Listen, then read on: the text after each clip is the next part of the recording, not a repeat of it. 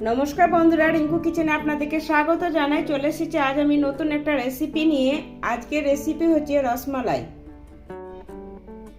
এই রসমালাইটা বানানো খুব সহজ, নরম তুলতুলে হয়, খেতেও হয় অসাধারণ। আমার এই ভিডিওটা পুরোটা দেখুন, আশা করছি আপনাদের ভালো লাগবে। রসমালাই বানানোর জন্য আমি এখানে হাফ কাপ গুঁড়ো দুধ নিয়েছি। এবার এই গুঁড়ো দুধটাই থালার মধ্যে ঢেলে নেব। এবার দিয়ে দিচ্ছি 1 চামচ মতো ময়দা, আর দিয়ে দিব 1 চামচের 4 ভাগের 1 ভাগ বেকিং পাউডার।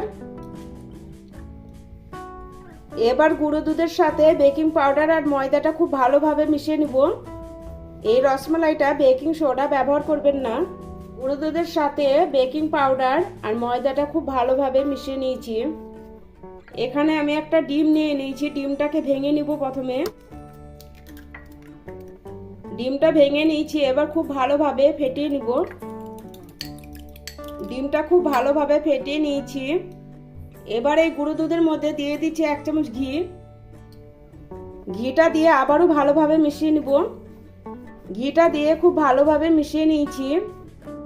এবার অল্প অল্প করে ডিমের গোলাটা দিব আর ওটা ভালোভাবে মেখে নিব।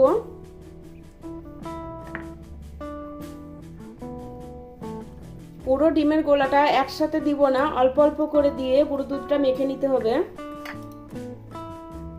খুব ভালোভাবে মেখে নিয়েছি। ডিমের গোলাটা দেখুন পুরোটা লাগেনি, অল্প একটু বেঁচে গেছে। ডিমের গোলা দিয়ে মাখানোর কারণে ডোটা আঠা আঠা ভাব হয়ে গেছে। আবারও অল্প একটু ঘি দিয়ে খুব সুন্দরভাবে ডোটা মেখে নিব।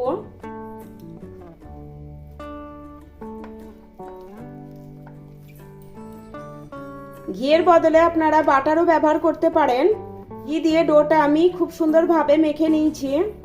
ঘি দেওয়ার কারণে হাতে দেখুন লাগছে না। ডোটা একটু সময়ের জন্য রেখে দিব। দুধটা গরম করতে দিব, তার জন্য গ্যাসের উপর কড়াই বসিয়ে দিয়েছি। আমি এখানে 500 দুধ নিয়েছি। গ্যাসের ফ্লেমটা হাইতে করে দিয়েছি। দুধটা ফুটিয়ে নিব। দুধটা ফুটতে শুরু করে দিয়েছে। এবার আমি গ্যাসের ফ্লেমটা মিডিয়ামে করে দিলাম। দুধটা আস্তে আস্তে জাল হোক, ততক্ষণ আমি রসমালাই মিষ্টিগুলো বানিয়ে নিব। ডোটা আর একটু মেখে নিব। এবার হাতে অল্প একটু ঘি লাগিয়ে নিব। এখান থেকে অল্প একটু নিয়ে নিচ্ছি। এবার এভাবে গোল বানিয়ে নিব।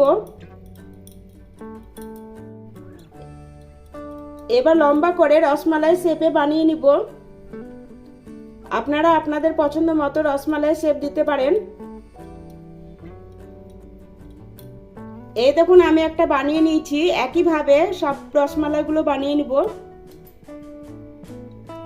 একইভাবে সমস্ত রসমালাইগুলো বানিয়ে নিয়েছি। এবার আমি গ্যাসের কাছে চলে এসেছি।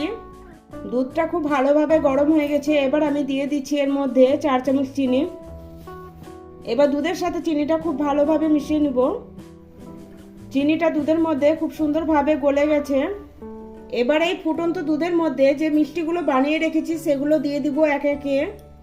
সমস্ত মিষ্টিগুলো দিয়ে দিয়েছি। মিষ্টিগুলো দেওয়ার সঙ্গে সঙ্গে খুন্তি দিয়ে নাড়া যাবে না, কারণ এই সময় মিষ্টিগুলো খুবই নরম থাকে, ভেঙে যেতে পারে। গ্যাসের ফ্লেমটা মিডিয়ামে করে দিয়েছি। দেখুন মিষ্টিগুলো কত সুন্দর ফুলেছে। আর আমি হালকা হাতে নেড়ে দিচ্ছি যাতে মিষ্টিগুলো পুরা সাইডটা খুব ভালোভাবে সেদ্ধ হয়। মিষ্টিগুলো দেখেই বুঝতে পারছেন কতটা ফুলেছে। এই রসমালাইটা নরম তুলতুলে হয়, মুখে দিলেই মিলিয়ে যায়। এইভাবে মিষ্টিগুলো আমি 5 মিনিট রান্না করে নিব। অল্প একটু কেশর দিব। কেশরটা আমি চারিদিকে ছড়িয়ে দিচ্ছি এভাবে। কেশরটা দেওয়ার কারণে দোকানের মতো রসমালাইয়ের কালারটা চলে আসবে। রসমালাইটা দেখুন খুব সুন্দরভাবে ফুলেছে। এই রসমালাইটা খুব কম সময়ে তৈরি হয়ে যায় আর খেতেও হয় দুর্দান্ত। দেখুন বন্ধুরা, রসমালাইগুলো একটাও ভেঙে যায়নি। এবার আমি রসমালাইটা একটা প্লেটে সার্ভ করে দিচ্ছি। রসমালাইটা আমি প্লেটে সার্ভ করে দিয়েছি। আপনারা আমার এই পদ্ধতিতে বাড়িতে রসমালাই বানিয়ে খেলে দোকানের রসমালাই কিনে খাওয়ার কথা ভুলে যাবেন। আমি একটা রসমালাই আপনাদের কেটে দেখাচ্ছি। দেখুন রসমালাইটা কতটা নরম তুলতুলে হয়েছে। আমার এই ভিডিওটা যদি আপনাদের ভালো লেগে থাকে ভিডিওটা লাইক করবেন, বেশি বেশি করে শেয়ার করবেন। আমার চ্যানেলটা সাবস্ক্রাইব করা না থাকলে আমার চ্যানেলটা সাবস্ক্রাইব করার অনুরোধ রইল।